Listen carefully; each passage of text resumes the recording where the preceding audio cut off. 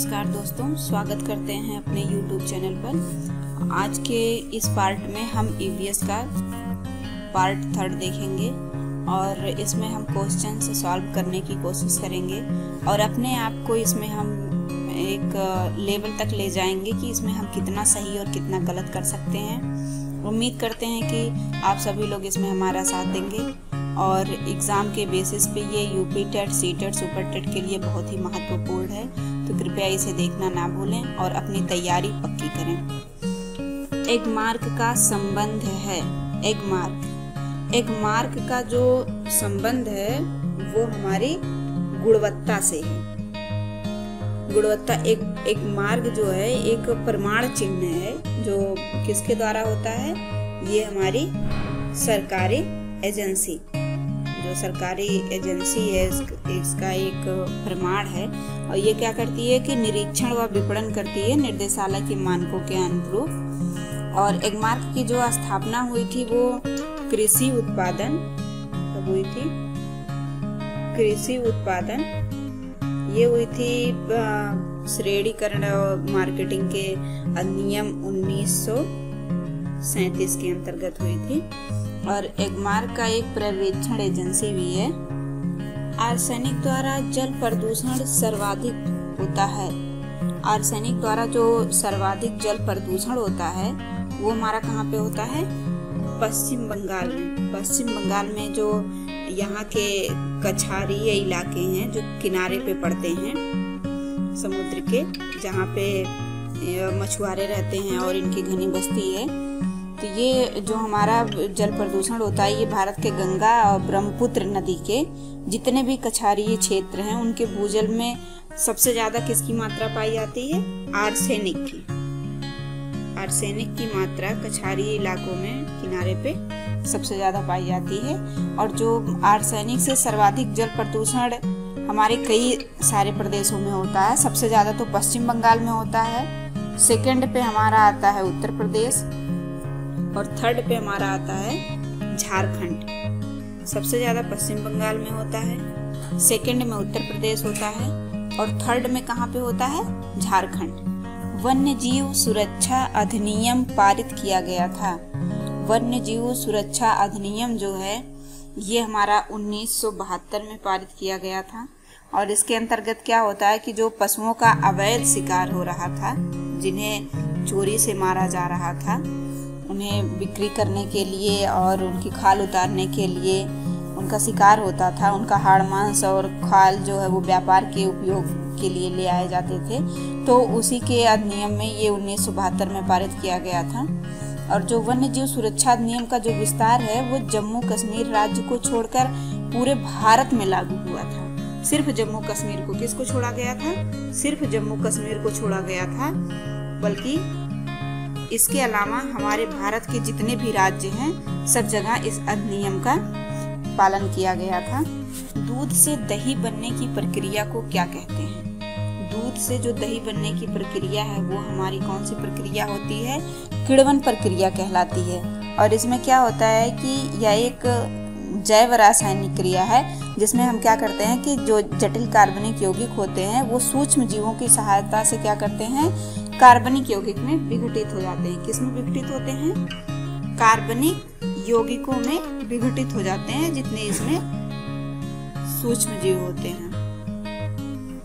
और ये जो है प्रकाश संश्लेषण के द्वारा हरे पौधे जैसे सूर्य से प्रकाश की उपस्थिति में जल और कार्बन डाइऑक्साइड का संयोग करते हैं, शर्करा का उपभोग करते हैं, वैसे ही अपना भोजन बनाते हैं। तो सेम ऐसे इसमें भी किण्वन प्रक्रिया होती है। किस देश के संविधान से मौलिक कर्तव्यों को लिया गया है?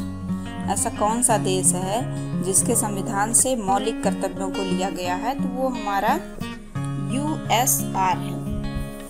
USR से ही हमारे संविधान के मौलिक कर्तव्यों को लिया गया है। ये कहाँ है? ये जर्मनी से जो आपातकाल का समय था उस समय मूल अधिकारों का जो स्थगन था, तो यूनाइटेड किंगडम में जो शासन प्रणाली थी, एकल नागरिकता थी, संसदीय विशेषाधिकार था और ऐसे USA मौलिक अधिकार, न्यायिक पुनरावलोकन, निर्वाचन, राष्ट्रपति, जितने भी ऐसे महाभियोग, उपराष्ट्रपति आदि प्रावधान लगाए गए थे, तो उन सब में से एक क्या था? ये भारतीय संविधान भी हमारा था। भारतीय संविधान का जो इसमें कौन सा पारित किया गया था, इसका मौलिक अधिकार। ध्रुव तारा कहा जाता है। ध्रुव तारा किस तारे को हम कहते हैं? ध्रुव तारा उत्तरी तारे को कहते हैं। ये जो है कहाँ स्थित है? ये पृथ्वी के जो उत्तरीय ध्रुव हैं, पृथ्वी के उत्तरीय ध्रुव पर स्थित है। और ये क्या करता है कि इसीलिए मतलब ध्रुव तारा पृथ्वी के उत्तरी ध्रुव पर स्थित होने के कारण इसे हम क्या कहते हैं? ध्रुव तारा कहते हैं, इसका नाम रखते हैं। और धरती के अपने धुरी पर जब घूमते समय यह उत्तरी ध्रुव के सीधी रेखा में आ जाता है, तो हमेशा उत्तरी ध्रुव के सीधी रेखा में होने के कारण ही यह क्या होता है? हमेशा उत्तर में ही दिखता है। भारत में प्रोजेक्ट टाइगर प्रारंभ किया गया था। भारत में जो प्रोजेक्ट टाइगर प्रारंभ किया गया था वो किस सन में किया गया था? 1973 में। इसमें क्या हुआ था कि जो प्रोजेक्ट टाइगर था, ये हमारा प्रोजेक्ट टाइगर, ये हमारा 1973 में शुरू किया गया था। और इसमें क्या था कि जब बाघों की संख्या घटने लगी थी तो भारत सरकार ने इसके लिए 9 जो है बाघ अभ्यारण्यों का शुभारंभ किया था। और उस समय जब शुभारंभ हुआ था तो उसमें सिर्फ 9 ही बाघ थे, लेकिन जो वर्तमान समय में है तो अभी इस अभ्यारण्य की संख्या कितनी हो गई है? 50 हो गई है। पहले कितने थे? पहले 9 थे। और अभी वर्तमान में कितने हैं? अभी इनकी संख्या 50 हो गई है। फूलों की घाटी अवस्थित है। फूलों की जो हमारी घाटी है वो कहाँ पे है? फूलों की जो घाटी हमारी है ये उत्तराखंड में है। उत्तराखंड राज्य के किसमें है? चमोली में। फूलों की जो घाटी है ये उत्तराखंड राज्य के चमोली जिले में स्थित है। और यहाँ पे बहुत ही ज़्यादा मात्रा में फूल मिलते हैं और जो देखने में बहुत ही खूबसूरत होते हैं। और 1982 में जो फूलों की घाटी है, इन्हें यूनेस्को का विश्व धरोहर भी माना घोषित कर दिया गया था। और ये कहाँ पे है? ये नंदा देवी राष्ट्रीय उद्यान का भी एक हिस्सा है। और सर्वप्रथम जो फूलों की घाटी का पता लगा था वो ब्रिटिश पर्वतारोही फ्रैंक एस स्मिथ। कौन? Frank S Smith. और जो दूसरे थे वो आर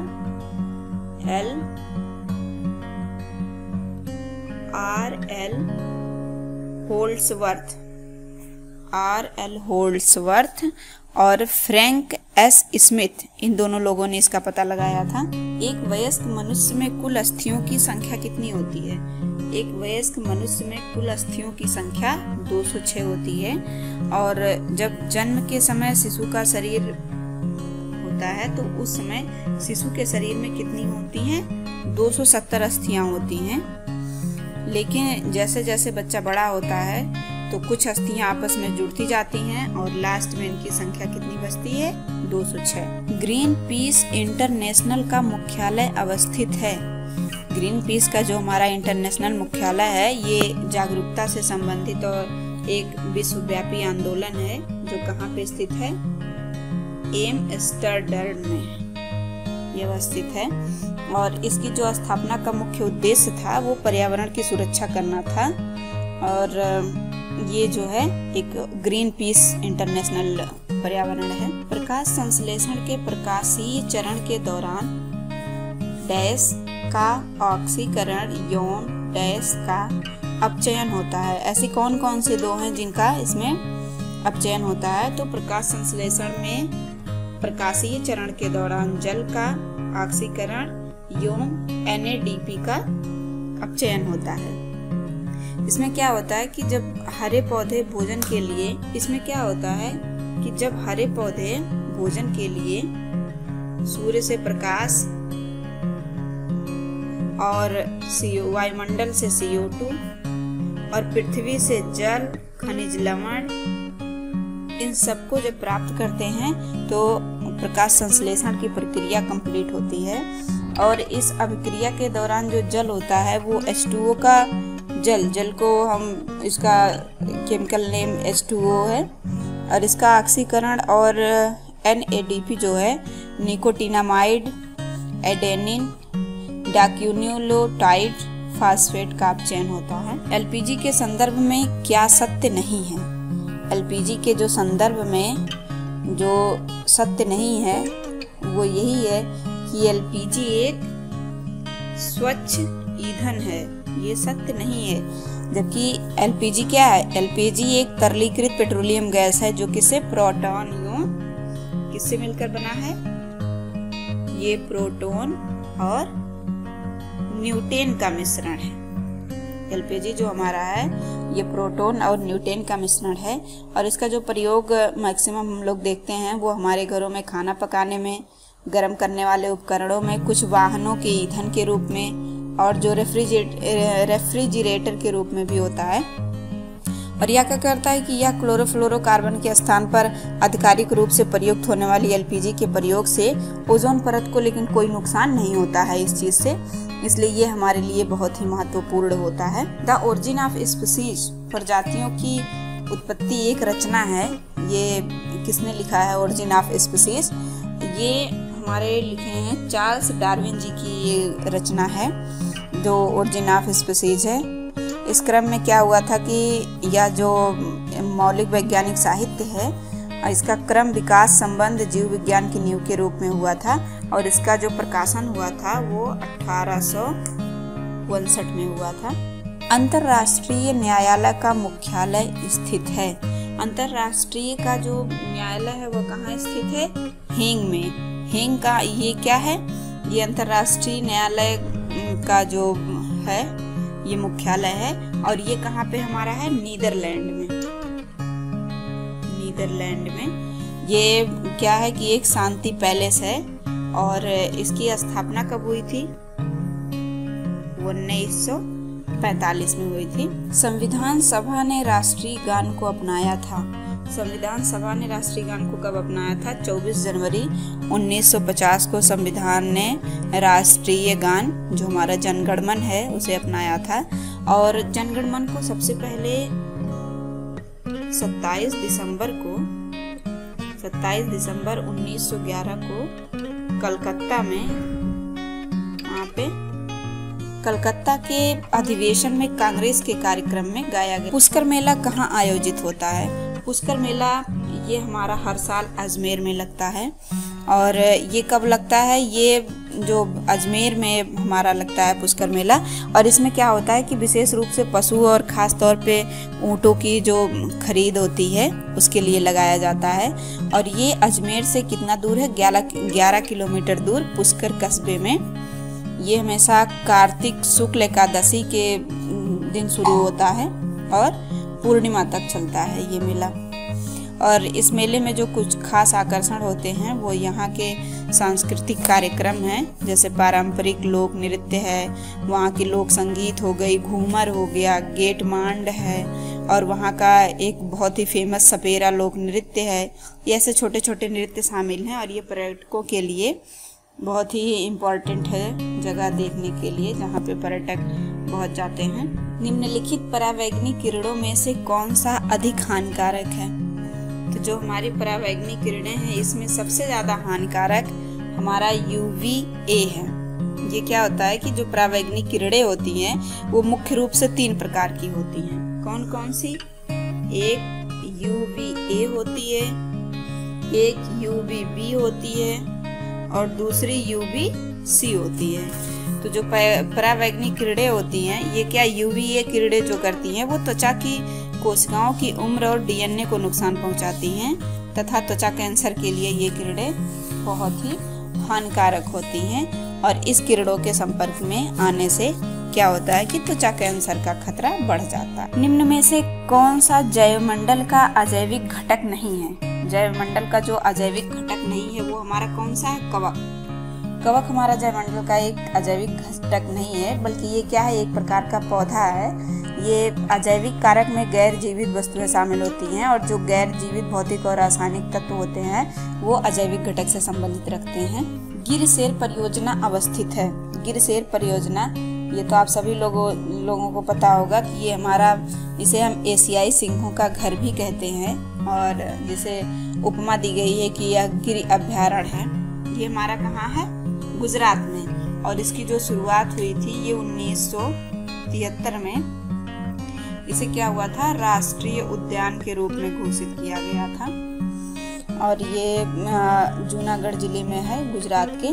गिर अभयारण्य परियोजना जो है वो केंद्र सरकार की मदद से गुजरात के जूनागढ़ जिले में प्रारंभ की गई थी और ये मात्र एक ऐसा उद्यान है जहाँ पे एशियाई शेर पाए जाते हैं। WWF से आशय है, WWF से जो हमारा आशय है वो हमारा है world wild life fund. World wild life fund, इसका जो शुरुआत है ये 1962 में कहाँ हुआ था, IUCN के सहयोग संगठन के लिए F की स्थापना की गई थी। इसका प्रतीक प्राणी जो है, विलुप्त प्राणी, ये हमारा है ज्वाइंट पांडा, ये अब विलुप्त हो चुका है।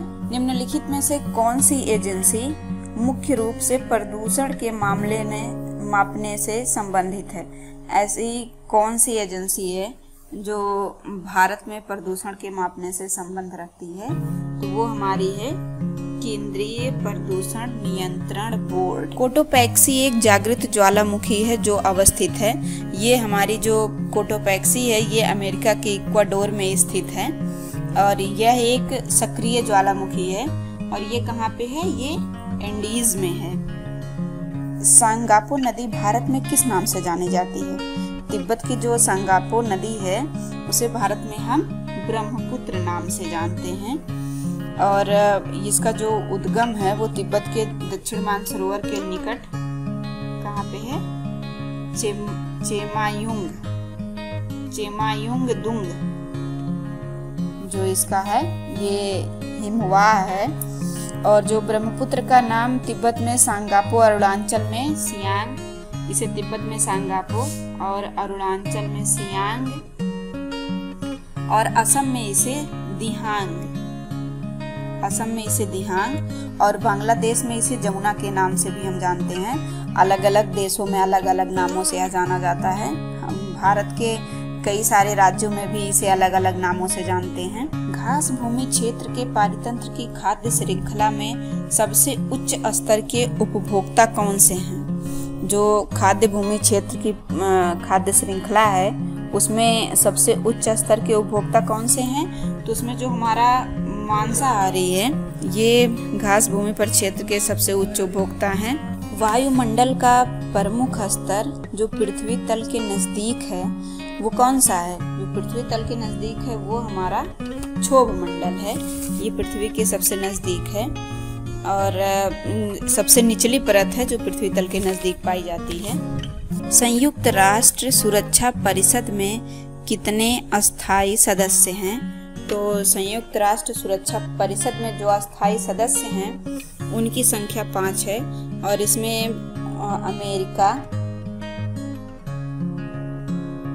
अमेरिका, चीन, रूस, फ्रांस और ब्रिटेन शामिल हैं।